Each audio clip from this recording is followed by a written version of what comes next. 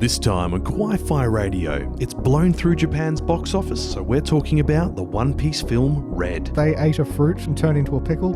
Pickle Rick. Rickle Shanks. Red-haired Shanks ate the pickle fruit. Luffy, I turned myself into a pirate! And will we drag another team member kicking and screaming into the world of One Piece fandom? I do kind of want to watch One Piece now. Don't watch it, read it. Yeah, I agree. Yeah, You'll get through it so much faster if you just read it. I know a guy. I know a guy. Ava launch! Tetsuo! Ganida! Oni-chan? It's over 9,000! Nani? Configure the language logic interface for Japanese. Kawaii-Fi. Kawaii-Fi. Kawaii-Fi Radio!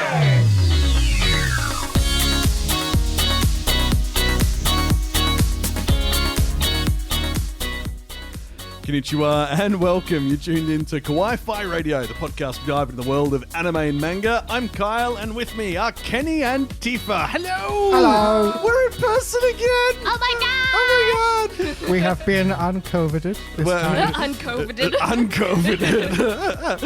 I had the spicy cough, as did Emma. We're, So spicy. You guys doing all right? yeah, just energy levels are low. That's not going to happen on this podcast because I'm excited to have people. Because I've been so lonely. This episode, my health is back. And then I went out clubbing. So I'm tired. But Then we watched an anime movie. I actually did after I got home. I watched it then. Oh, what? I watched it last night. One Piece. Seriously? Yeah. I feel like that, the experience of that would have been even worse. Yeah. Got to recap on it. You were that kid who did all his homework in high school, like, on the day. Look, Same. Not the night before, on the day. No. I had to get context. So we're talking One Piece Red, and last night when I got home, I'm like, I wonder what other films there are because I haven't caught up on it. So just to clarify, I did not watch One Piece Red last night because obviously it's not out yet. I watched One Piece Gold to get context. But Gold is better. I'm sorry. Look, we got a lot of thoughts on One Piece Red, and We have thoughts. we will share thoughts. We will come to Yeah. that in a minute. This is the first time we've actually talked One Piece properly on the podcast. True. So this is going to be an interesting experience. There's I don't know what to. All right, look, I'm struggling holding my tongue on this. Here's the thing. I haven't watched much One Piece. I've watched like a bunch of episodes of the abridged series. Okay. And I haven't read the manga. So I went into this pretty much blind, not knowing who any of these people were, how powers worked, except that they ate a fruit and turned into a pickle. And Yes. Pickle Rick. and so I watched this as I get to represent the fresh-faced newcomer audience. Were you confused? Yes. Rickle Shanks. There we go. Red-haired Shanks ate the pickle fruit. Luffy, I turned myself into a pirate. If you are new to the podcast, welcome. We've also got monthly anime videos on YouTube. There's all sorts of other content. But let's take a step back. Okay. Before we get deep into the world of piracy and One Piece Red, and talk about what we've actually been watching. I have no idea how old I am or where I came from. Nani? Ohayo? Hang time! I gotta go! I have to know. Hooray! I did the thing. Oni-chan, nani wo miru? What we're watching. The Jeffrey Dahmer story. No. No, we are not doing that. This is an anime podcast, damn it. And we're going to stay on topic today. So what you're saying is we need an anime or... No. No. But on the note of voracious murderers, romantic killer. No. So, Tifa, you found this one on Netflix. Yes. And it's amazing? It is probably the best thing that I've seen this season, and I've watched Whoa.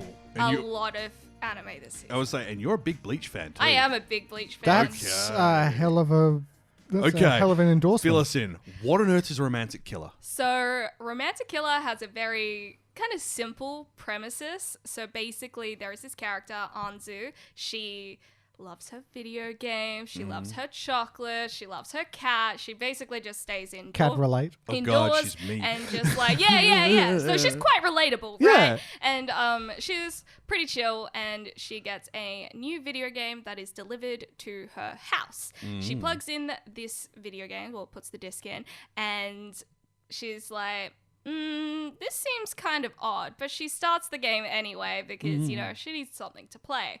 And a wizard pops out of her screen. This yellow, weird-looking wizard thing. Oh, okay, so not like the Grudge and getting stuck. No, like this happy... cute little wizard. Oh, not again. Basically says the birth rate in Japan is declining, and we have created this game in order to increase the birth rate in Japan by creating a real-life romantic game, like an otome game, but in real life. Do you accept this game and this challenge? And she's just like, I don't want to do that.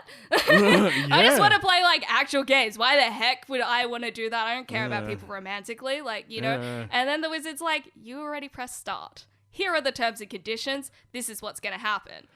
Oh. And she's like, oh no. And as she kind of like goes through this, she does everything she can to stop any of the romantic plots from happening, basically. And they're pretty obvious, right? She's like, oh yeah, I've seen this in an otome game before. Like, oh yeah, there's this character, Kazuki, and he's like, he's the usual really cool, very good looking guy who's kind of cold to other girls and stuff. And she's like, oh yeah, I know Black what this hair, type glasses. is. He's blonde, doesn't have glasses, and he's kind of like very model-esque and stuff like that. And so he's one of the characters. We also have a childhood best friend that she does not remember at all existing, Of course not. called Junta, and he's like this baseball player. He's really cool. And you have like other characters and other like pathways this could potentially go down, right? So it's like, it's pretty cheery. You're like, yeah, this is really cool. It's a lot of fun. It's like really, really funny. Like, I laugh out loud funny. Oh, yeah. So this is a cursed video game which magnetizes hot male models to you. Dibs. Kind of.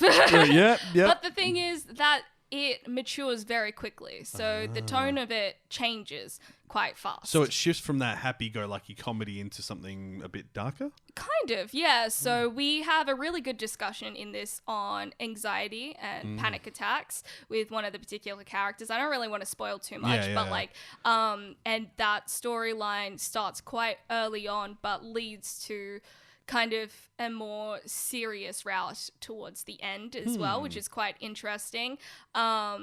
There's discussions on kind of, so like the wizard can transform into a human, little spoiler, but the wizard doesn't have a gender, and that is reaffirmed throughout the series as they just call the wizard they, them, and can change from female to male form as well. And it's like quite interesting the way they do that, because ordinarily I feel like they would not say bother with he self-identification, or she and stuff like that, but this wizard just does whatever.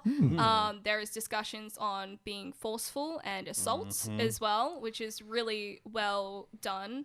I feel like in this series for both males and females that have experienced this. Wow. Okay, so there is obviously a little bit of a trigger warning in there as well. Yeah, I think that the social issues that are discussed, and I feel like maybe looking back at it, like early on, the fact that they're discussing the decline in birth rate and all these political things in Japan, it was going to have these social issues, but I don't think that I really quite realized it, because it was just so funny in the beginning. Do you feel like it like tackles these issues well? Yes.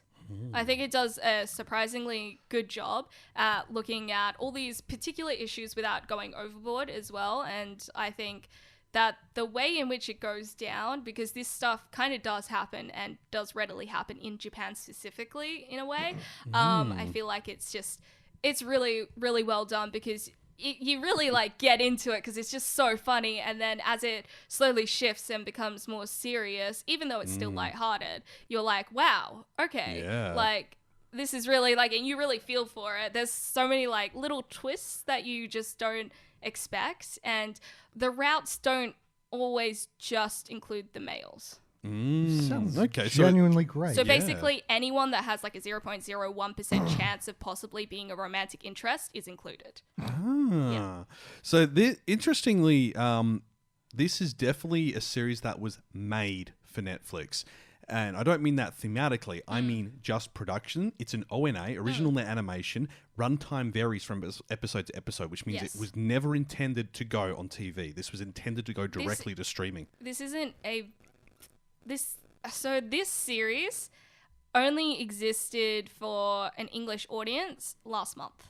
Wow. So manga-wise, the first volume only came out in English last month, even though the series was available in Japan through Shonen Jump magazine in 2019, and the volumes came out around then. So there was kind of a lack of popularity in order to create an English version, English translation for the manga. But because of the Netflix series and the popularity, they have started translating it. So the series was the first place winner of the second annual Shonen Jump Vertical Scroll Manga Awards.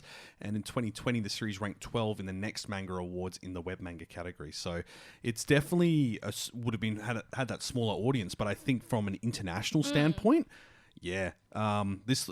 I mean, even getting into awards like that makes it a hot contender. I am... Can you please send that to me? Yeah, no, I think this is definitely one I want to check out. This season of Romantic Killer adapts the entire manga. Yeah, well, the whole it's thing is 4 volumes by the looks of it, and I'm just checking here if that is like, does it end very like it ends solidly? the same. Yeah, But the Netflix version has, I feel like it alters it a little bit to keep it open-ended enough to create a second season so that this author can potentially write more than they initially were able to. No, that's fair enough. Well, that's on Netflix worldwide. It's worth checking out, I think. And we're definitely going to have to check it out because it sounds bingeable. So good. It's very bingeable because like I started it and then I couldn't stop. Yeah. Oh, okay, fair enough. There's only 12 episodes. Yeah. All of it dropped October 27th. So it has been out for a little while, but I guess it's technically part of this season if you look at it that way. Okay. We'll come back to you. Because I think we've got a lot to say on that. I'm going to get this one out the way first. Licorice Recoil. Oh, yeah. It's fantastic. Yeah. I regret not watching this earlier. Yeah. Oh, my God. I've seen the memes and stills and stuff floating around everywhere. It looks adorable. Sato best girl. But would you mind explaining the plot to me?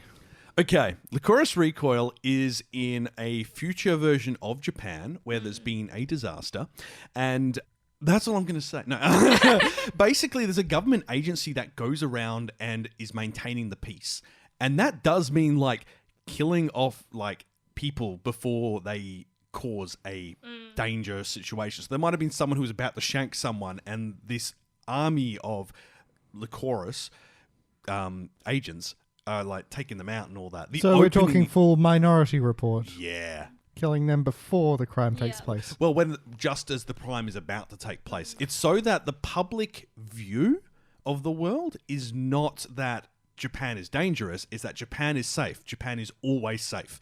Japan cannot not be safe after that disaster happened. All right. And this agency has been set up for it. And it focuses on Chisato and Inoue, who... you start off, she was on a mission where there was like a gun deal going down, and she took action into her own hands to prevent one of her fellow Licorice being killed, despite headquarters saying no, wait for backup. And she then gets basically kicked out of headquarters and is sent out to Chisato's cafe where they operate from. So they do all sort of public stuff there, but it's so beautifully animated. Like, it's Aniplex, so, you know, A1 and all that. And it's really well done. Its eye captures as well are beautiful. And this series, because it has those Licorice flowers all across it, they've had to change, I think we mentioned this a little while ago, they had to change some of the official artwork because the flower is actually poisonous. and there was a picture where someone was eating one. well, they had it hanging out their mouth, Oh. and if you do that, you can get poisoned. They were like, "Oh no!" And, yeah, case. all the cosplayers would be doing Exactly. photos of bad. Exactly. So they went. No, they put out a big public statement on all of the choruses, like public media. Went, "Do not do this. That was a mistake for us to do. It is actually highly dangerous. Here's the details." And they actually did a pretty good job of it. I mean, admittedly, if it's Sony Aniplex A1 in that sequential descending order, so that if Sony sees something dangerous there, they will put out that public information, which is one of their good points. But this was amazing. I haven't finished it yet. I started watching. I went, yes. It's beautifully animated. It's fast paced. The combat is fantastic. Action, girls with guns is what the official Wikipedia entry says for the genre. Not even kidding. Girls with guns is an entire genre. Yeah, I mean it's a seinen series as well. It's not shoujo or shonen or aimed at this is aimed at the older audience and it's good. It's now getting a manga adaptation. It's got a new light novel adaptation as well. I wish they had done them before instead of after because I feel like it's just too late. The series is there and it's good. Yeah. No need to turn it in. It's like we created an original anime and now that's quickly going Sometimes they do it as more of a spin-off, but yeah. I get what you mean. Well, I mean, one of the light novels is called Lycoris Recall Ordinary Days, and I don't know if that is like... Is that going to be like Fumofu? Oh, it's a spin-off. Yeah, It's a spin-off, so yeah. And that's going to be published on Dengeki Bunko imprint in Japan. So there you go. First version has been released September 9th, so yeah. But yeah, if you haven't checked it out, it's on Crunchyroll worldwide. It's fantastic. It's good fun. The character interactions, the design, the action, everything's very well paced, and I really disappointed in myself that I didn't watch it earlier. It became a favorite for a reason. Yeah. A lot of people really enjoyed it. All right. Me? Kenny? You? Bleach. Yes, I've been... Drinking it. Through your eyes. We'll talk about this later. I have a problem. So you went back to watch original Bleach. I did. I wanted to sort of... The groan. As a Bleach fan, it's fine. I wanted to catch up on 1,000 Years of Blood War because you were talking about it a fair bit. And I'm just like, okay, I'm going back to my child. Here's the thing. This was basically one of the animes which really started me down this whole weebish path. And later on I learned that I really didn't like it. I understood what a bloody Mary Sue was and that Ichigo is. And I just... there's a lot of nostalgia. There's a lot of that whole, that 2006 spirit of anime. You had that mate in the playground who was always talking about anime, who had the dyed hair and stuff like that. This is just sort of... I'm kidding, you're kidding. It's just sort of, that one person who just sort of occasionally sneaks in Japanese word into casual cadence and stuff like that. Oh, yeah. This reminded me of that mate. So what you're saying is original Bleach has aged poorly and makes you feel cringy. It's not it's aged poorly. It's that it is a time capsule to a different generation somehow. It's like it itself isn't anything that's so different from any other anime you might see, but... Especially now, because, if you look at, take Jujutsu Kaisen, for example, the author of that specifically said that they took a lot from Bleach, and a lot of other authors have done so as well. The parallels are pretty significant. Yeah, so, you see that a lot of anime nowadays has taken from a lot of anime from the past. Well, obviously. Chainsaw Man as well. There's but it is it is sort of like visiting an old friend and just remembering that they had taste in music. My God. You can't say that word. Oh, no. It's all right. I've censored you. In post. It's just, dude, the soundtrack is it has its like nice little bits, but some of the tracks. This is really interesting to hear though, because a lot of other people that I've heard talk about Bleach say that the soundtrack is the best thing about the original Bleach anime. That is the number one consensus that I've heard. I'd As say someone the who, best things like, are the OP and the ED.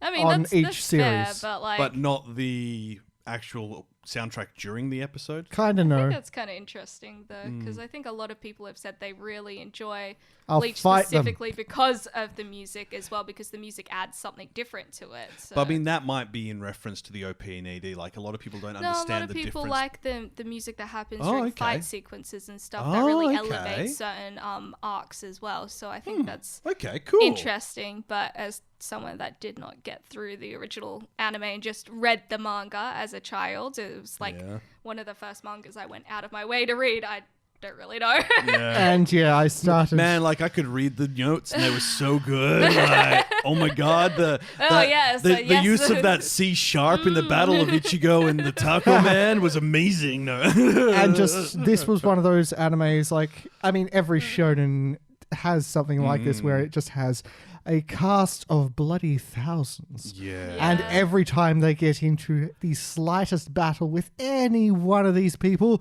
it's time for my flashback and my deep emotional story. And then we'll all hang out in Ichigo's room, which keeps getting bigger somehow to Yes. fit more people. I'm pretty sure Vegeta's in there somewhere now. Oh, yeah. He's hiding in the closet. He's like, hello. Yes, Can I was now an join?" enemy. Now I am part of the team. This is the Dragon Ball formula.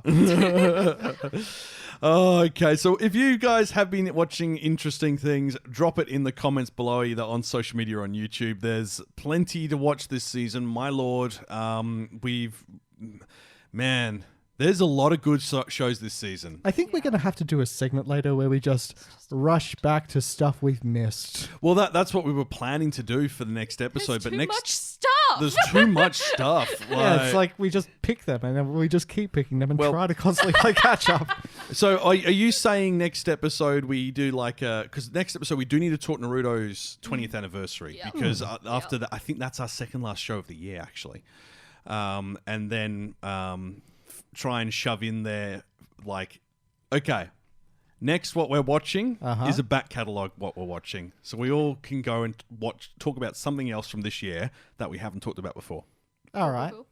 I think that would be the best way to handle it, and that gives us a chance to go and an excuse to go and raid the back catalogue while this season is ongoing, because my god, this season is intense. Now let's talk about One Piece Red. Kawaii-Fi Radio. We'll be there on time. There's 20 minutes of ads.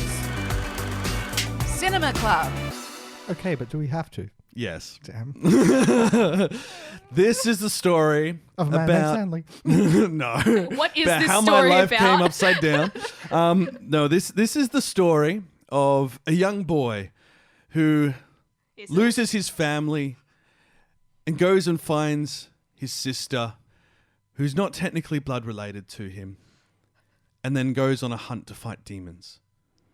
Is that what happened? No, No. it's not. That's because we had the Demon Slayer sting. Now, One Piece Red. Wow, where to start? So this is our first time actually in depth talking about a One Piece product, series, show, film, or anything, aside from me just saying, hey, I'm reading the manga. Man, I have thoughts. This is the Story of a girl. highest grossing One Piece film so far, I think. Really? Yeah, it's done really well. It is Surprising. very popular with the critics, not so English much critics. with the fans. English critics, yeah, and that checks out as well. So, One Piece Red centers on Uta, the redhead Shanks ex-musician and daughter, and Monkey D. Luffy's childhood friend, and she promised she would build a new era of freedom by performing joyful music for the world. Luffy and the Straw Hat crew arrive at her first ever live concert where many fans have gathered to enjoy the diva's otherworldly singing, but due to a childhood trauma, Uta bears a deep-seated hatred for pirates. Her happy reunion with Luffy is cut short when she learns that he has since become one, and Luffy's refusal to change his ways results in Uta unleashing her powers on the Straw Hats. So there's without spoiling too much of how this works, Yeah. So first thing we need to get out Like, the way. what can and can't we spoil about this? Look, I think there's enough room with it. It's technically non-canonical, even though Thank God. Shanks canonically has a daughter. Yes. A child. I don't know if Uta is it. Firstly, Uta is the Japanese word for sing. So this has got a lot of music in it. Yes. In the first 30 minutes, there are 6 songs. This is too much. Like, if that was spread out through the rest of the film, that would be fine. And here's the thing, I think we mentioned on the pre-show, my whole experience with One Piece comes from watching the abridged series and only a few episodes of that.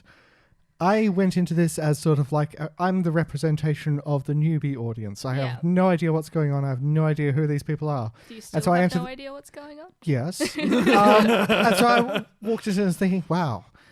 So One Piece has a lot of music in it. One Piece has like a lot of singing or something. Does it? No. No, it really does Like not. a lot. Yeah. Look, I'm not even mad if it was a musical. Like, it's just like, yeah, whatever. Music's cool. She's a good singer, I guess. But I mean, look, I think first things first. The music is good. Like, somewhat. Well, look, There's some songs that I was like, there are some songs which are a bit, but I thought they, like, for the most part, they first were. one was good. Yeah. Well, I think it was Anger, which was at about the 30-minute mark. Yeah, that was good, really yeah. good. But Yeah. it was just, there was too much. It was all about the music, not about the story. And because of that, the pacing suffers. It Pacing suffers a really lot. suffers. Because we're not just talking like a couple of little musical bits. These are full-length songs. But it's also, it's also like they could have gone two ways about it. They could have just kept the music to one singular concert scene, or they could have spread it out a lot more, which they didn't really do. No. It was just odd placing of the songs as well. Like, you have a flashback and then you're like, and her voice doesn't change as well, and she's younger. They have the same singer, and her voice sounds exactly the same. It doesn't. I don't know if it sounded exactly the same, but it was sounds pretty very obvious it was similar, the same like singer trying to sound younger. Yeah. Yeah. I mean, yeah. Animation was good. We can definitely say that. Like, animation was pretty sharp. There were some weird elements during the singing, and I think that was to try and imply, because of how her power works, that the singing does do other things that are otherworldly, which is very good. And they did a good job with that, I think. Pretty sure I had a seizure in the final battle sequence. Yeah, there's a lot of sequence. colour. There's a There's lot of of colour. It's so sparkly and shiny. But the one big criticism I have from it, just from an animation point of view, the transitions are too quick. You are jumping from one shot to another with very fast this is pacing true. that it makes it hard to watch. And I had to actually look away from the screen several times because I was like, wow, that's just like, it's bordering on strobing, bordering on being problematic for those who have epilepsy. And that's concerning for something that's going to be in cinemas, and that should be a warning on it. I didn't like it. I don't think I liked it. I did not like it. I'm sorry, guys. Like, the concept, the idea of Uta, the power, the plot line was good. The implementation isn't great. It's all over the place. The pacing is shocking because it's more focused on having the songs in there as the performance. It feels like the songs are there as the core part, and the plot is just the secondary part to get you to the songs. And that shouldn't be the case for One Piece. Like, there was a fantastic story buried in this, and it's been just implemented terribly. Don't get me wrong. I actually do kind of want to know more about One Piece now. Like, after I've met the sort of the main characters and seen the crazy stuff that they can do, like, later in their sort of power level.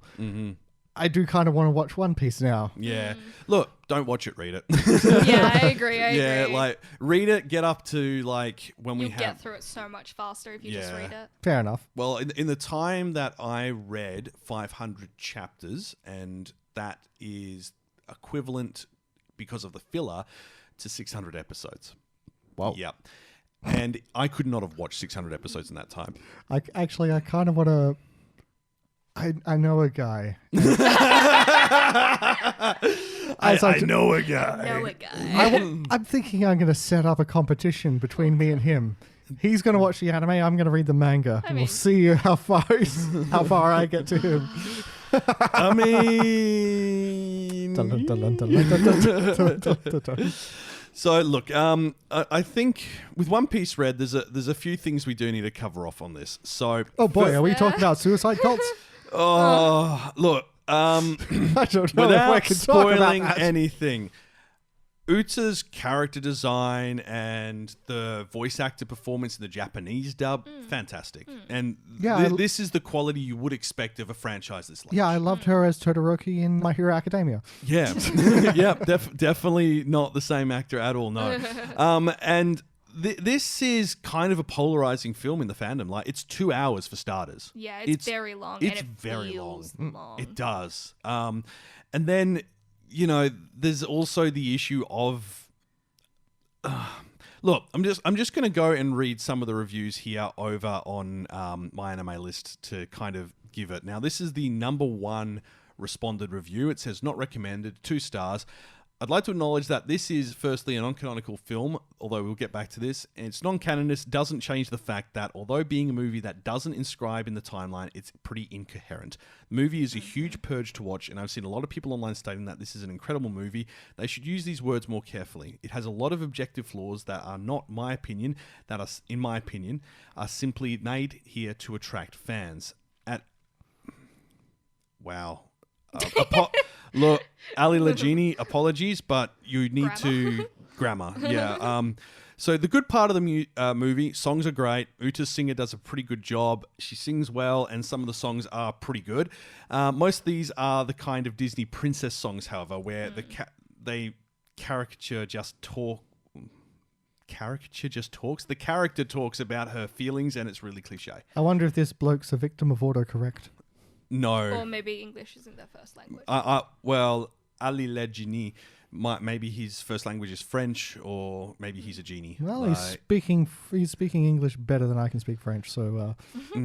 Yeah, I'll abbreviate the rest, but basically, if you're a One Piece fan, you probably won't enjoy it. I And agree. if you're not a One Piece fan, you won't understand it. Yes. So who is it for? Yeah. Because that's kind of That's the the issue. question I had as well after watching it. I was like, if you hadn't seen it or read it or didn't even know anything, you really don't know what's going on, especially because they firstly don't really even explain the devil fruit that much in it, and secondly the powers go beyond what the devil fruit can do in the actual story of One Piece. Like, the powers are like ridiculous and it's just overpowered as heck, and there's so much going on that doesn't even relate to eating a devil fruit. No. And it's strange. It doesn't feel good. No. Like, it's... Yeah. Also, we barely even see Luffy and Zoro and Nami and all that. Like, we don't see the crew for very much of this film. And that would be okay if, well, we still don't really see Shanks as much. We see him more than I thought we would. Yeah, but I thought he was just going to show up. Yeah, but like, Uta's story needed to be good enough that we didn't need those characters. But instead, you're just sat there kind of wondering, oh, where is everyone? Like, what's happening on here's this another side song. of the story? Yeah. Let's you know, like... I mean, to be fair, we've seen this sort of thing in like a bunch of different shonen one-shot movies where they just sort of introduce a new character and it's just like, you have to care about them now. Make me. Well, I mean, Make me take care about them. Jujutsu Kaisen Zero, for example. Oh, Yeah. okay, They but that did a stands really out. good That is job at introducing new characters, using a known character, Gojo, to start that introduction and then carrying on within this other storyline. So it could have been quite simple, and they could have really made it work with Luffy's connection to her as well, and then had her storyline continue on with Shanks, but they... Oh, I'm didn't. thinking more along the lines of like your Naruto one-shot movies and the Bleach ones. Yeah. Where... The Bleach films weren't canon, were they? Oh, no. No. And yeah, they would introduce like a new character who you have to be sympathetic to and just like, kind of know.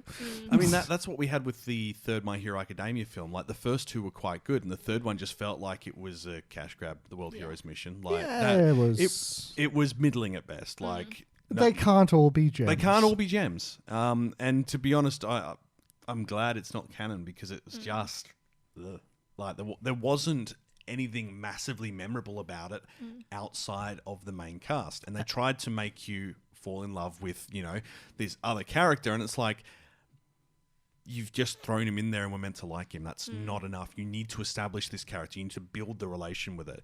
And I think with One Piece Red, they did. They tried. They did try to like create some sort of tangent. They gave her a something to flashback. connect you to Yuta as well. Well, I mean, also just like the warmth of the interaction between her and Luffy on that first meeting. Yeah.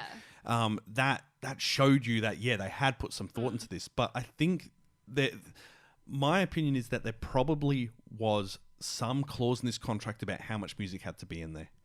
And they weren't sure how to throw it in. Yeah. And wasn't it Ichiro, the creator, who's like, I was really excited to share this story. Yes. I don't know if he was excited to share it in this style. And I think that's kind of there was a lot of interviews saying that he had talked about doing this movie for a very long time and had discussed it previously. He had these ideas for it. So I do wonder whether those ideas actually, it happened the way that he intended. If it translated well to film. Because it feels like a lot of fluff. That's what this movie feels like. Like, I think if they cut an hour out of it, made it 2 filler episodes, it would have been fine. Well, that's what I was going to say as well. Like, I think this could have worked really well as like a small 2 or 3 episode arc. Yeah. And they could have had one big song in the middle of each episode, and they could have, fully utilized the song that way. Yeah. Whereas...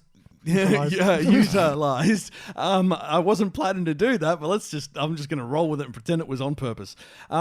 The way it's been handled, it feels like everything takes a backseat to the music. Even like the songs which go for like 30 seconds, and you're like, we could have done without that. Like we could have used incidental music there, or just music without singing in it.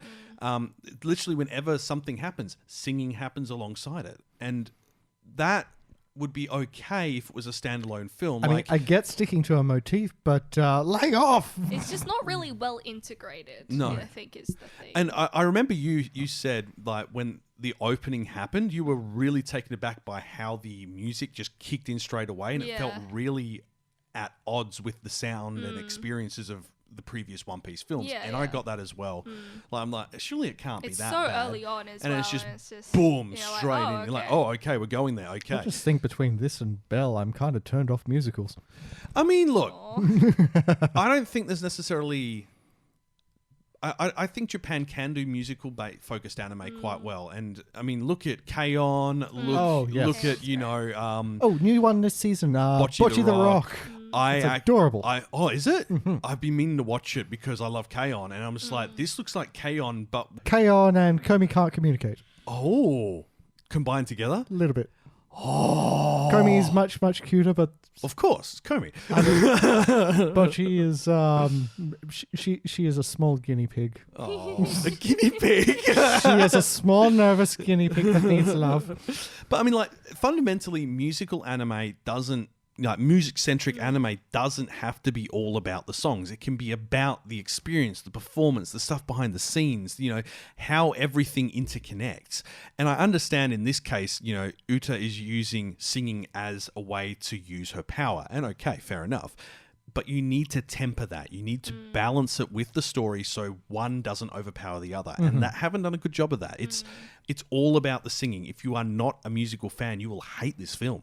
Like, if you do not like music-centric anime, you will not be able to watch it. You will be skipping the songs. And the problem is... that's like an hour of the film. you miss part of the plot by doing it. And that's not good. Like, if people are willing to... Like, when this goes to home media, people are going to skip those songs. Yeah. Probably, yeah. Like, people are going to skip forward and go, get back to the plot. And they're going to be done in an hour. Like, and they're also going to be confused because they're going to have missed things that happened during the singing. Look, and I know this sounds a lot like we're bagging it out, and there are a lot of good standout points to it, but narratively, it's a bit of a mess. And you'll have a look online and you will see very polarizing views. Like, and a lot of references to Kanye West. Oh, yeah, that was weird. So if you search One Piece Film Red in Google, the top review is 1 star, and it has all of the Kanye West Wikipedia entry just copy-pasted in. I don't know why. I believe the reference to this is that everyone started jumping onto like the comment section of one of his songs and shouting, "The One Piece is real!" I mean, yeah. I don't know why. Probably something thought up on Reddit or the Chans. Who knows where these things are born from. But I believe that's the link. It's just that they are linking between that and this by referencing... For whatever Yeah. reason. Yeah. It was like when Shia LaBeouf was called a cannibal. There was no rhyme or reason for it. People just went with it. Though. It was brilliant, that. Actual cannibal. You're Shia walking LaBeouf. through the woods and your phone is dead. I mean, we've gone through the not recommended and the recommended We review. prefer to like give good reviews for stuff on this channel. So we've but, gone through the not recommended review. The recommended review, I can't agree with a single point that's been said in it. Like it. I mean, like, personally, I do think the last 30 to half 40 hours. minutes Yeah. of the film were actually decent. I think the storyline that they went through there that kind of finishes it off is pretty good and more akin to One Piece itself in comparison to the hour that preceded it. Well, but it literally feels like the first hour and a half is all set up to showcase Uta and, set it up. And then they can quickly resolve it. Whereas if you removed all of that setup, streamlined the story so that it actually focused on the story, not the music, you could have completed this film in an hour. yeah. And that, to me, is why the pacing is bad. Because if you need to fill in a film, your film shouldn't be that long. It doesn't need to be 2 hours either because most anime films are an hour and a half and that's just standard, right? Yeah. They could have cut out a lot Some are an to hour, stream some are line less it. than an Yeah, hour. like But- it's just...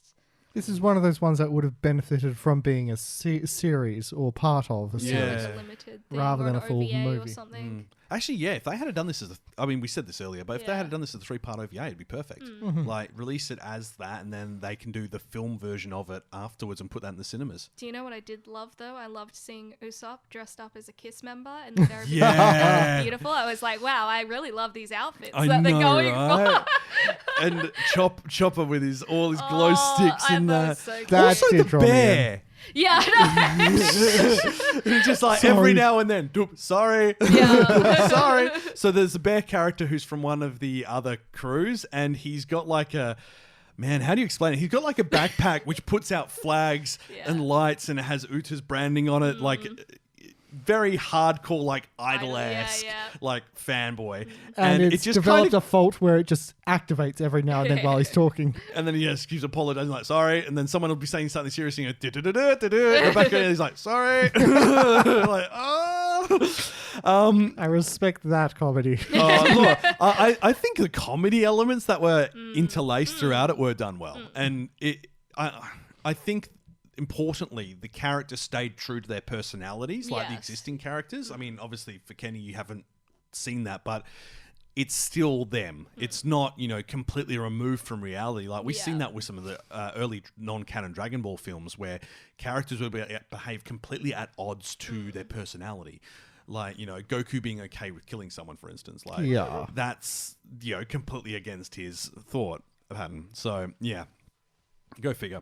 But yeah, look, One Piece Film Red will be coming to Crunchyroll, I believe, in the new year. That's the latest details that we've seen online. Whether that pans out and is true, we're not sure because it hasn't been officially announced by Crunchyroll. This has been by third parties stating where it's meant to be It heading. also hasn't been announced whether or not it's coming to streaming services in Japan specifically Yeah. either. So, and this came out in Japan around June, July, and a lot of critics weren't particular fans of this. Japan either, critics so- didn't like it. Japan Yeah. audiences, for the most part, were very mixed. Yeah. And international critics love it, and they don't. I think they completely missed the point of it in those reviews because all they do is talk about the music, which is the same thing that happened with Belle. They talk about the music and ignore plot holes, and that's. This isn't about the music. It is a film. It is about the story first and foremost. The music can be used to elevate it. Yeah. It's not the focus. That's the point of the medium, isn't it? So if this was a stage show, or if they straight up said this is a musical film, which it is not listed as, sure, but it needs to be a balancing act, and you can't just focus on one thing and say, yeah, this is a 5-star film when it's like, 5-star in the 5-star music. concert. It's a 5-star concert. Yeah. Like there's got to be a balance. You've Yeah. got to take everything into account. That'd be like saying Neon Genesis is the best anime of all time because of the mecha combat. And it's like, okay, let's not talk about, how confusing some of the concepts are for audience members. Let's not talk about how some of the character interactions are at odds with this, that, and the other, or how this is missing, or, I love Neon Genesis, but I'm aware it's not perfect, and I'm not going to go, it's a 10 out of 10, because everything has room for improvement. I don't think we've ever reviewed anything a straight up 10 stars. We're normally 8 or 9s because there is always room to add more or balance things more that would improve aspects for the audience. And that's good because we need that room to improve. Mm-hmm. But if you come out straining this is like the best thing ever, you've missed the point. Like, it's not. Or you probably just need to watch more things. Oh, yeah. Yeah. I mean, like, and this is something we talked about as well, like the spectacle of seeing it at a cinema as opposed to watching it critically. Belle, if you went and saw that in the cinema, you'll know that from a spectacle, it was a beautiful experience. But the moment you dig deeper, once you've watched that the second or third time to actually look at it and learn about the story, you realize where those flaws are. And One Piece Red is exactly the same. If you saw Belle or this in the cinema, the music would be bigger, more impactful because, you've got that surround sound and it would really just sort of like, hum with your body. But yeah, as is. I feel like it would feel really cool and amazing for the moment. For the moment, like it just, that's how it mean, feels. Like you're like, oh yeah, this is a cool concert. Yeah. Well, and then the story doesn't really take off as much it's the same difference with watching Dragon Ball Z Broly in the cinema and at home. Because of that surround sound, you feel it through your whole body. And you do have that with One Piece Film Red in the cinema. Like, you feel it through your whole body because of the beautiful sound system. But I can imagine the moment this goes to home media, it's probably going to tank rating-wise. I reckon so. Especially if you are actually doing something else while watching it, or if you look away from the screen for a moment, I feel like you could very easily miss something because of how fast it cuts from one thing to another. I also found that the subtitles, because I watched the Japanese version, were too quick during the singing. Oh, really? Yeah, I couldn't keep up with them. And that's a lot considering how much I watch anime. It just was too quick, those transitions, and it had a lot of important information in the lyrics. And if you miss it, like if you're in the cinema, you can't rewind. Like, this is true. If you wanted to do that, then put multiple lines of the text on the screen to allow people the time to catch up. I already heard all the songs and already knew all the lyrics, so I don't think it mattered as much for me when I watched it, because the first song that it opens with is the main song on the soundtrack, and that was #1 in Japan for a short while, and then it dropped quite quickly. Quite suddenly, wow. But yeah. That's a shame. I mean, I have to, like, I know we are banging on a bit here. The music is fantastic. Like, the singer did a phenomenal job. Like, genuine talent has gone into every element of this. It's just... Yeah. She's also the singer in Bubble on Netflix as well. Oh. So she does some of the songs in that as well. So. Yeah. I'm just having a look at the director because this is kind of the person who's to blame. Sorry, Taniguchi Goro. And to be honest, there's no reason he shouldn't be good on this. He was the director for Code Geass Season 1 and 2. Wow. He was the storyboard artist for Summer Space Dandy. He is... I mean, that explains some of the later visuals. He was the director for Planetes, which is phenomenal sci-fi. He did storyboarding for Yu-Gi-Oh!, the original series. He was director for Junketsu no Mariah? Is that the... Oh, Mariah the Virgin Witch. That's an oldie. Oh, right. Oh, no, it's not. That's 2015. What am I thinking of? All right, whatever. Look, a lot of Code Geass stuff, including Akito the Exile, so the original creator for that. So that says a lot. Gunnex Sword. Wow. Revisions. Oh my god, they did a One Piece movie in 1998. Oh, was that just a retrospective? The director. Defeat the Pirate Ganzak? Yeah. It's rated a 6.7, so that's... Similar rating to what One Piece Red currently has on IMDb. On IMDb? Yeah, that's about right. On my anime list, it's on a 7.99. Yeah. it shouldn't be. It's not a bad film, but Just say that Romantic Killer is a far higher rating than that on my anime list as well. So what is it now? What is it? I can't remember what it is on I'm there. It's like 7 fine. point something. No, or 8 it's point higher. something. 8.21. Not bad. There you It's go. going up. There you go. So, It's like 8.9 or something on IMDb. wow. Some of the episodes are really highly rated. Yeah. Like, I remember scrolling through my anime list to look for the worst rated ones. I remember that. You it poor took- sod. Oh, yeah. It took me so long to get through the 8 scores on that. An 8, I think an 8 score is the hallmark of a good anime. I agree. Within reason, you And, do not listen to ratings while a show is airing. You wait until it's done. And, this is what we've seen with, like, Bleach, 1,000 Year Blood War. People were like, this is the best rated. Everyone immediately gave it a 10. And it's like, guys, the first episode dropped an hour ago. Like, The first episode was a 10. What are you talking about? Yeah. Look, first episode might be a 10, but it's a episode. And we've got, 50 episodes to get through? Like, we've got to wait till the end. Yeah. Don't let hype cloud It's your still already, judgment. though, better than the original anime. Oh, yeah. Like Bleach, Oh, 1,000 Year the Blood War. animation is like, looks so It's crisp. incredible. I mean, I did cry my eyes out in the first episode, but I mean, I'm just an emotional sod. High five. Me too. It's fair. Oh, man, I keep getting like new related anime music. I'm like, oh. I mean, we had I an like? episode ages ago of like the animes that make you cry, We did. and yeah, there's a good fair few of them. There is. Actually, one of those is in our news this week as well. Hey, Yeah. So we'll have to come to that in a moment. But look, in all honesty, I can't recommend One Piece Film Red if you're a fan of One Piece. If you're a fan of music, if you enjoyed Bell, where you're there for the spectacle of the music and the experience, then yeah, see it in the cinema, but I wouldn't watch it at home unless you've got a massive sound system. if you're a newbie, you'll be intrigued, but I don't think you'll be grabbed. Well, I do think it is a poor introduction to One Piece. Yeah. Like, Yeah, it doesn't Not a provide good you... starting point. My No. fault. No. Look, I just think like if you're going to watch like a One Piece film to introduce yourself to it, you should watch the one where it does like the recap of like the character introductions and the Alabasta arc, because those introduce. And I mean, watch the films, don't watch the series. Just skip it, because firstly, it's old, has not aged well. Voice acting has evolved substantially since then, and it's gotten better. I'll just reconfirm that the abridged series is a thing. The voice acting is great in it. You know what? I kind of want to watch the One Piece Bridge series. I'm kind of down for that. They make Luffy's voice that of like a parody of Sean Connery. Oh my god, yes! One of the first guys gonna is the guy with find the the One metal jaw. It's Piece. just like, Yeah. I look like a Bond villain, and there's some my guy running God. around who sounds like Sean Connery. Something is about to go down.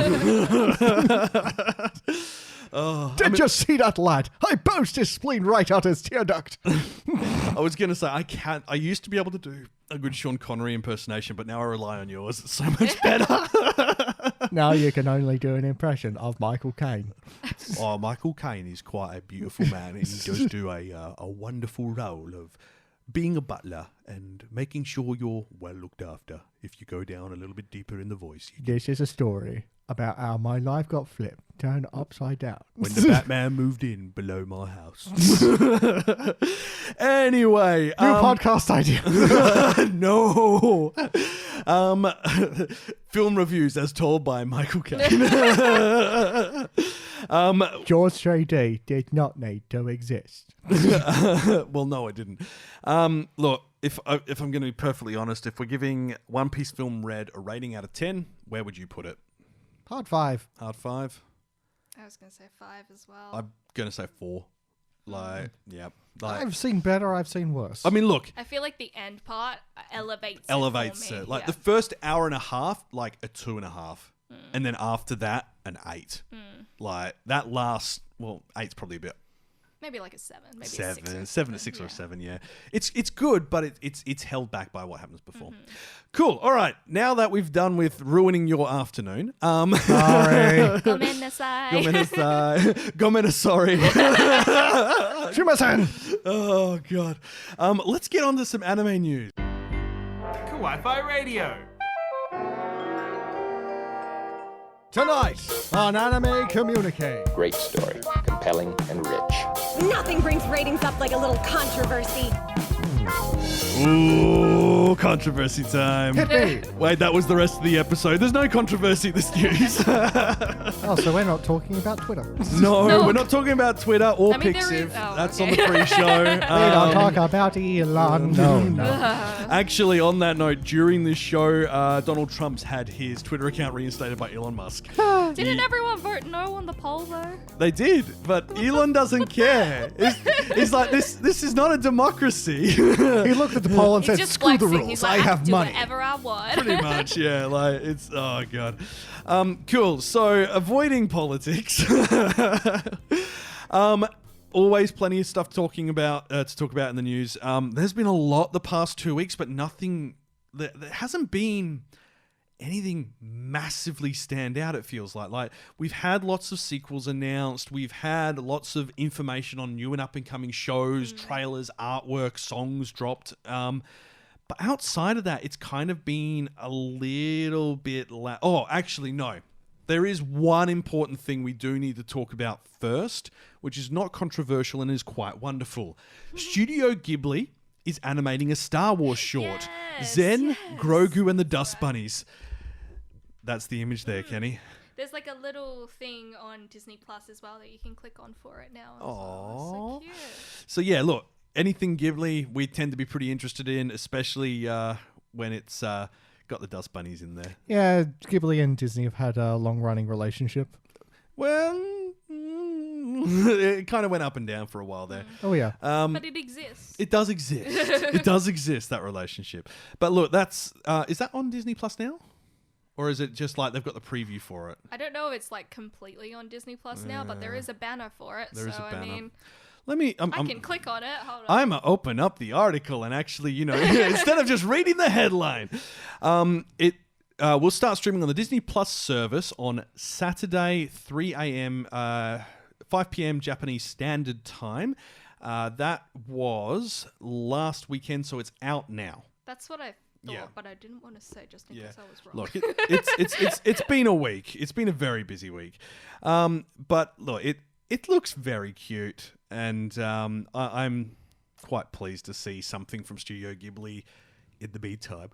Ooh, busy night. Yeah, I mean, Star Wars Visions was interesting. It did bring in quite a lot of interesting, like, different studios and animation styles into that mix, which was pretty good. So this can only be also interesting. Exactly. It looks cute. So I'm going to hold my tongue on this. I have very few positive things to say about the Megacorp.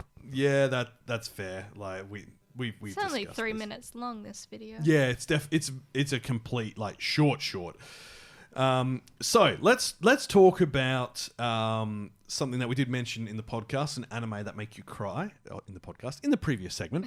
A Place Further Than the Universe. This is one of our favorites. This came out in 2018, 2019, I think. 2019, I'm pretty sure. 2018 January. Oh, yep. wow, yep. really? And then Crunchyroll streamed it as it aired. Wow, so was that the first season of this podcast? Yeah, man. I think that was one of the things that kind of pushed us into doing it because we really wanted to talk about it. Yeah. It was such a beautiful anime. Yeah. I'm going to have to watch it again tonight, aren't I? You might have to. So, Anime Limited has announced on Friday at its Anime NYC panel that Studio Nano, which is a good group, is producing an English dub for A Place Further Than the Universe, and it will have its world premiere at Anime NYC event on Saturday. So that was yesterday in Panel Room 4, which would be happening about 6 hours ago from our time because of the 15-hour time difference. Company unveiled the dub cast. It's pretty good. Listeners, this is as close to the 10 as we were talking about how we never give anything a 10. This is one of the ones we probably gave a 9.5 to because this is one of our big favorite animes. If you get the chance, Yeah. go out and watch like the non-dubbed one, and especially be excited for this dubbed one. This is So voice actor so good. who's in lead role is Xanthi Hyun. Is that a word? Xanthi, Xanthe, Hyun, Huynh. Now, she has done a lot of non-anime roles as well as anime roles. That's She a was heck of an exotic name. What's she been in? a lot. She was in Pokemon. She's been in a lot of games. Request, Death End, BlazBlue. BlazBlue, all right. Yeah.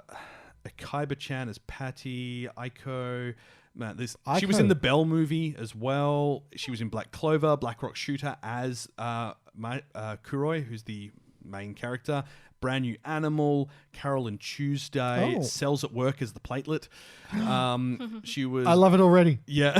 Wait, she's going to be main girl then. Yes. Yeah. can She hear was the- the main girl in Detective Is Already Dead, Siesta. As well, like as you can see, I'm only in the D's. She was in Erased. She's in Eden Zero, Dropped Out Fruit Idol Fruit Tart, Familiar of Zero, Fate Extra Last Encore, FLCL Progressive, Grand Blue Fantasy, Gundam Build Divers, High School Prodigies Have It Easy in Another World, like Higurashi, like High Rise Invasion, Hunter x Hunter, Very K-On! She was Yui in K-On! There we go. That's the big one. Sorry. That was where everyone was. Sorry, guys. K-On! Is bigger than Hunter x Hunter. No, for me, it is. Erica Mendez is playing Shirase, which is the other main girl, who's the one whose mother went to Antarctica. Yeah. Erica Mendez is Megumin. Yeah. Aha. Yep. She's in Promised Neverland, Little Witch Academia, Sailor Moon. Well, she's been involved in the actual production side of it. She's in a lot. She's Retsuko in Agretsuko.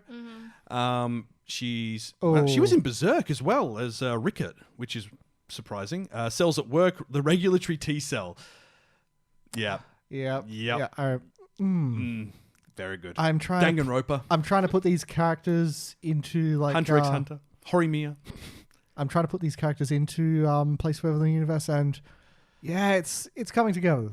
Amanda Lee is Yuzuki, who is the idol girl, and then there is Kaylee Mills as Awesome Hinata. Why do I know that name? Kaylee Mills? Kaylee Mills. Because she's awesome. I mean, look, these are great voice actors. This is going to be really good. She was involved in Inspector, including doing the song adaptations for the insert songs.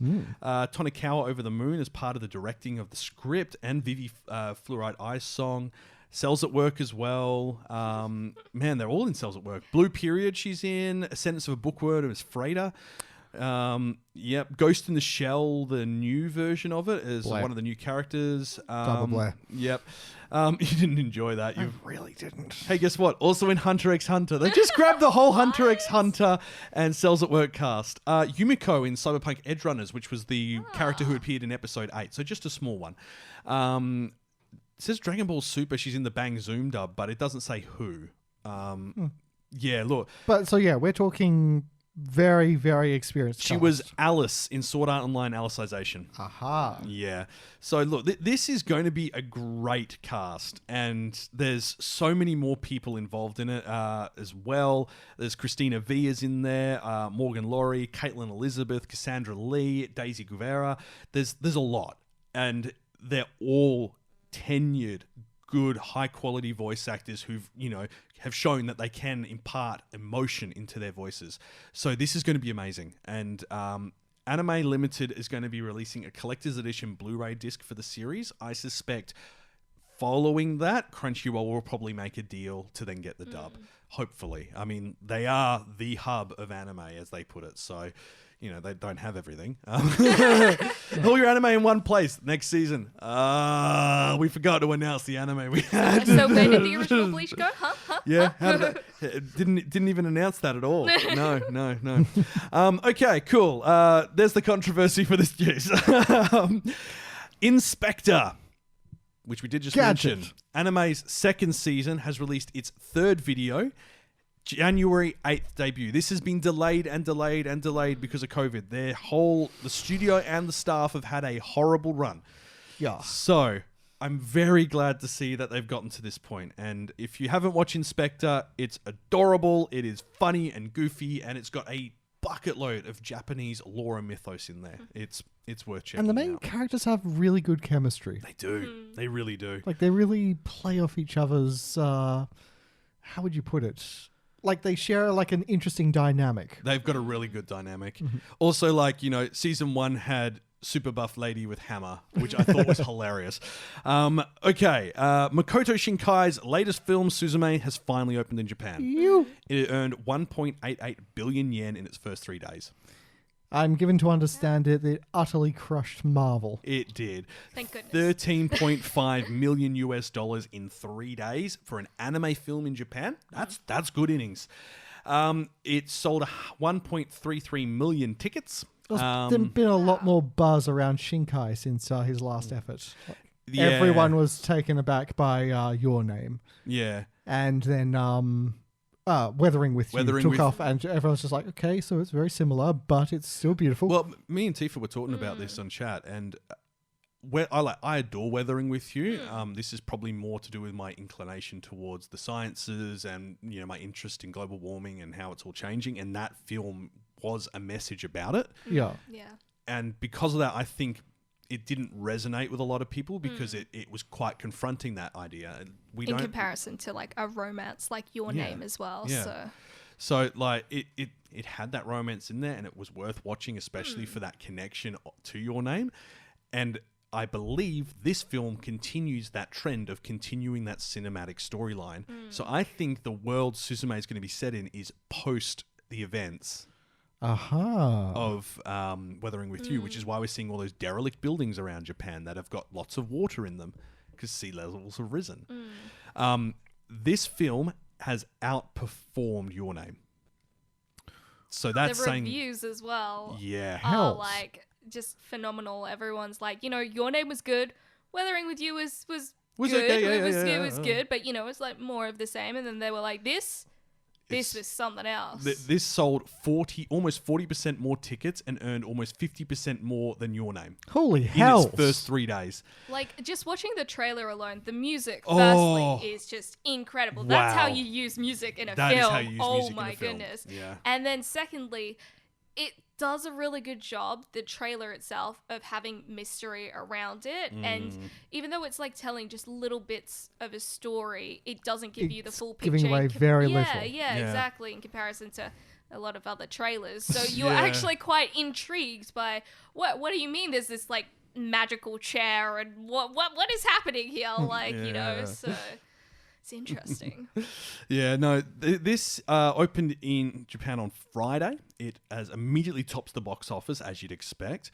There's going to be an international release with Crunchyroll, Sony Pictures Entertainment, and Wild Bunch organising that worldwide release, except Asia. Gotta tell you, it's like, new Shinkai movie coming out. I'm like, okay, that'll be cool to watch. Figures like that, I'm excited. Yeah. And it's going to get an international release in 2023. Crunchyroll's handling North American distribution, while Crunchyroll with Sony Entertainment will handle Latin America, South America, Australia, New Zealand, Middle East, Africa, and portions of Europe. Crunchyroll, if you're doing a premiere, even if it's in Sydney or Melbourne, I will fly for this. Tell us before, not the day off. Tell us beforehand. Yes, please. Because please. Was it I want to go to this. It was the Dragon Ball film they did that to us on, wasn't it? Yeah, like it was the morning of, and I was like, I don't think I can make it. Hey, can you get to Sydney in like 4 hours? No. Like it's for Can starters, you pay me? It's a 5.5 hour flight to get there. So no. Look, it's like I will say yes to that sort of stuff, provided they set me up a hotel room and a plane ticket. I'm okay. Well, no, I'll do it. They're not going to do that. We're not big enough. I am. It's a lot more about like the connections of things. Yeah. Like meeting all these people and stuff. And for a film like this in particular, where there's been such good reviews and it is outperforming so epically, I would expect or hope that the premiere that we have is going to be more epic than the premieres that we've had for Dragon Ball and Yeah. One Piece Red and things like that. Yeah, But agreed. I could be wrong. This is Australia. Yeah. Maybe we should get in early with them now and say, hey, look, we'll sign an NDA, non-disclosure agreement, and tell us when it's coming out, and we'll make sure we're available for the premiere and see what they say. I'm going to laugh because you know what the odds are. It's going to be when we're in Japan. It's going to happen. Probably. It's going to happen. That happens, I'm just going to go into a Japanese cinema and watch it if it's still there. Probably won't be. I will find somewhere that is replaying it. I will find somewhere. You will find somewhere. There won't be subtitles, but I'll find somewhere. You're like, I'll make it work. I'll have the subtitles here and I'll scroll as the time goes by. Like, yeah. All right. Now, we've got a sequel. Which is one of Aaron's favorite, one of the series he enjoyed, which was By the Grace of the Gods. So that's second season has been confirmed. They've unveiled the song and artists this week. So they already said it was coming out. So Minda Ryan, who did the opening theme for the last season of Slime, you know, the Give us a look at the artwork. Yeah. It's very cute. Oh, yeah. Yeah. And they've got a new character, which is a fox girl. Nice. Naturally. I mean, of course. Yep.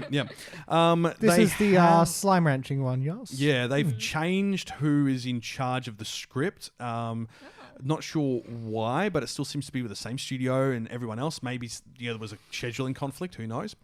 And the other one we need to talk about is Campfire Cooking in Another World with My Zerd Skill. Because I've been reading this manga for a while, and it's actually a light novel. I didn't realize this. It's getting an anime by Mappa. Mm-hmm. I caught the trailer for it, and it looks dumb, and I love it. Yeah, so this is an isekai, of course. You might recognize the name in Japanese more than English because it hasn't had an official English release, and that's Tondemo Skill de Isekai Horomeshi. And this is a series where a guy called Uchida gets isekai'd to another world. Along with three other people, Two right? other people. Two others? All right. They were only meant to get two heroes that they summoned. He was not a hero. He doesn't want to be a hero. He wants to cook. And so the other two have, the superpowers, the world-saving abilities. He has access to Jay's store. Yeah. He basically has an online supermarket he can access and trade stuff from his world for money in that world and then pull stuff out. Beautiful. So he goes, I need soy sauce. Do they have soybeans here? And the giant wolf, who's his companion, is like, I don't know what that is. Sounds tasty, though. I'll have that. And so he just goes camping. He menu logs stuff from Japan. He basically and becomes camps a beast tamer because his food is so good. It's great. So you've got Sui, who is a slime, and you've got Fenry, which they've said is Fel for some reason, but it's Fenry is named after the wolf from Fenrir, yeah, not Egyptian mythology, Norse, Greek, Norse mythology. Thank you. You got there in the end. I got there. Yeah. Well, you got there in the end. I just copied. My brain's just like, but it basically, he's isekai'd, he's thrown out by the kingdom because we don't want you. And then, he gets Fenry, and Fenry's going to eat him. And he's like, no, I can make you something really delicious. And he goes, I will form a contract with you. And he's like, what? And see, this was a surprising thing for me as well, because I watched the trailer and it appears that there is a silver-haired girl with little fox ears. I'm like, okay, so the giant wolf is going to turn into his cute animal girl sidekick. I'm 50 chapters in, and no. And that doesn't happen. And that surprises me. This is not romantic at all. It is not harem-y at all, unless you're a monster. You know what I mean? Look, if you're into that, you're into that. But it's very much slice of life, isekai, but not slow paced like the other ones. Because he has no combat skills, realistically. He does build them up over the course of the series, but he starts out without any combat skills, so he has to rely on those around him. So he is the chef, and you're basically seeing the adventures of Fenry and Sui through his eyes, which is really cool. And I'm okay with this. Yeah, it's really funny too. Fenry is just turns into a massive dog that can tell you it's hungry. It's amazing. It's look, can Beautiful. he's like, I need you It's what every dog owner dreams of. Well, basically, Fenrir's like, I'm really hungry. He's like, we're out of meat. And he's like, I'll go hunting. Comes back and he's like, slayed a dragon. And everyone's like, he goes into the Adventurers Guild and goes, I got some dragon skins. And they're like, did you slay that dragon that no one's been able to kill for like the last 30 years? And he's like, I don't know, Fenrir, did you? And he's like, he was nothing. Hey, dog, ate my homework. And they're like, we don't have enough money for this level of equipment that you've given us. We can't pay you. And he's like, that's all right, let's strike a deal. Can you give me some supplies? And they're like, okay.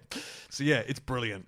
It has a business-minded nature to it. He joins the Merchant Guild, and then he also joins the Adventurers Guild.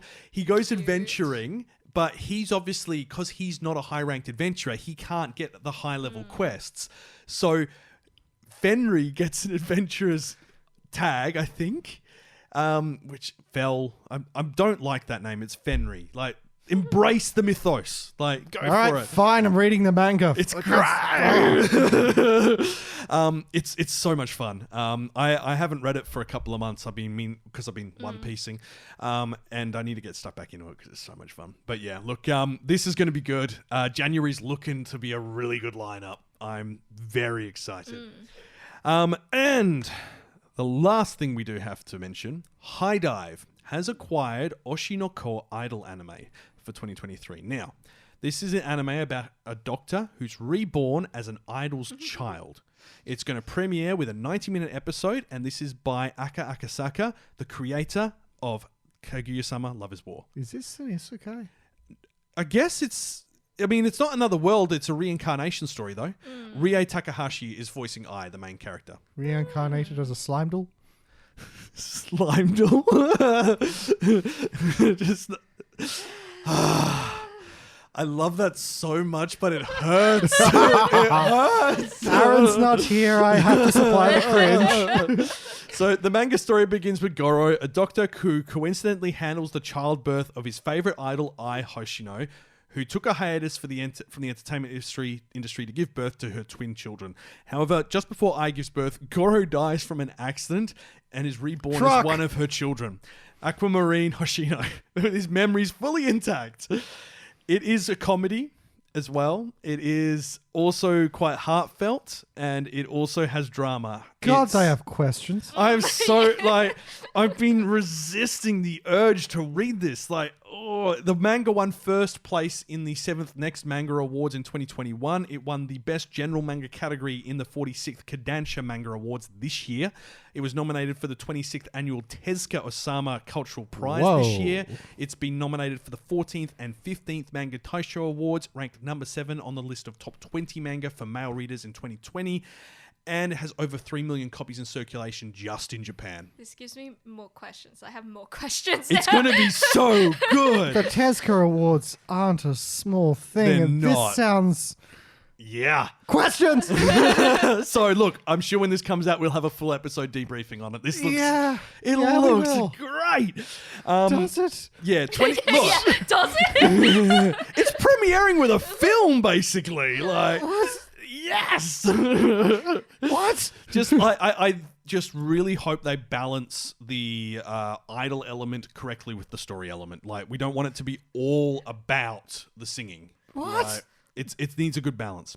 Yeah, you can keep watching. I'm still not going to expand on this any further. Can I threaten you to, please? No, because I haven't read it. The director is there's two directors. There's Nekotomi Chow and Hiramaki Daisuke.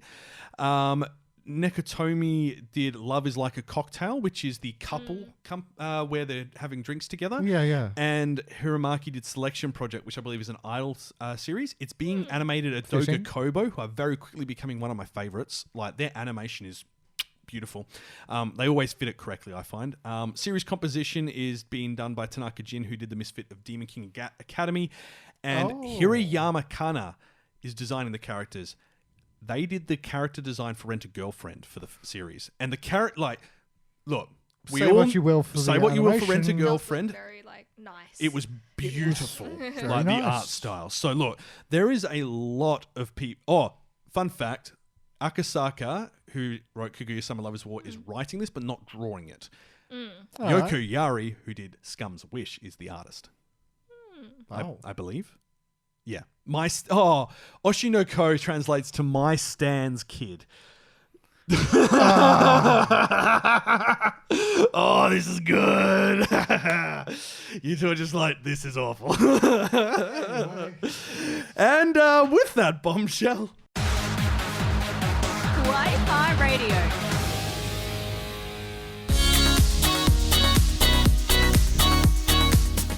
I'm going to stand this so hard.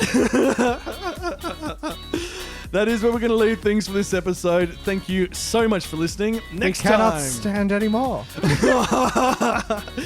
Next time, Naruto's 20th anniversary.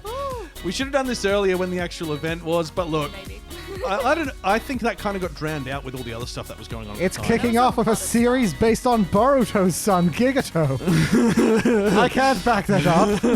Gigato. Yes. The biggest toe you've ever seen. He's gonna fight. What did Rock Lee's son is Metal Lee, isn't it? Yes. So then he's gonna be teamed up with Metal Lee's son, Clay Lee. Oh, yes, Clay Lee. I like that. They have to all be really weird. What did Sakura and Sarada? So Sakata? Sakata. Rice crackers here in Australia. Sorry. They had a really weird advertising campaign where everyone's going Sakata. It was catchy. It was catchy. It got stuck in your head. Now, if you have enjoyed what you've heard, good. We have questions, but yeah. We have questions, but sugoi, daisuki. Peanuts. We'd love for you to hit the subscribe button and join us if you haven't already. And if you are over on YouTube, hit that like button as well. Let you know thoughts in the comment section. On the note of YouTube, yes, there haven't been very many videos recently. There have been extenuating circumstances, such as moving house and then the COVID. Apologies for that, but we did still manage to put out the interview we did with the voice of Rebecca from Cyberpunk Edgerunners. She's fun. Alex Cazares is amazing, and I'm going to have to hit her up again. I might see if we can get her to do I wonder if we can get her to do an episode and talk about her favorite anime. That'd be cool. Pretty cool. Also, Alex, I know you're probably listening now because you started listening. Hi. G'day, Alex. Look, we love her. She's great, and you should definitely check out the video. She's so much fun to talk with and just such a lovely person.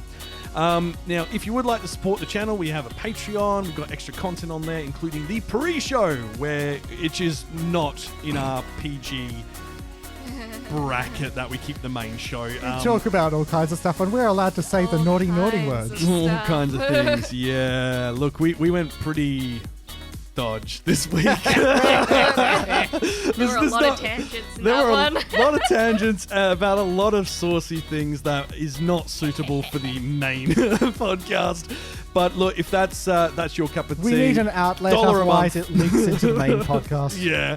And on that note, if you would like to join the Kawaii-Fi community, Facebook, Instagram, Twitter, Discord, TikTok, other socials, we're around. We'll see how long Twitter survives before it burns. And yeah. Burn, Twitter, burn. We've got 2 episodes left for this year, which is nuts. I can't believe it's not the end of November already. So wait, I thought it was still 2020. No. Same. It's 2022. It's the second iteration of the reboot of 2020. 2020.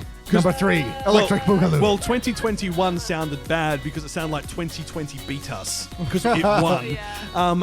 Anyway, we have 2 episodes left. Next episode is Naruto, and then it's going to be our new year in look back? That does not sound right. A year in review. A year in review. Hang on, I've got a name for it. I actually named the folder.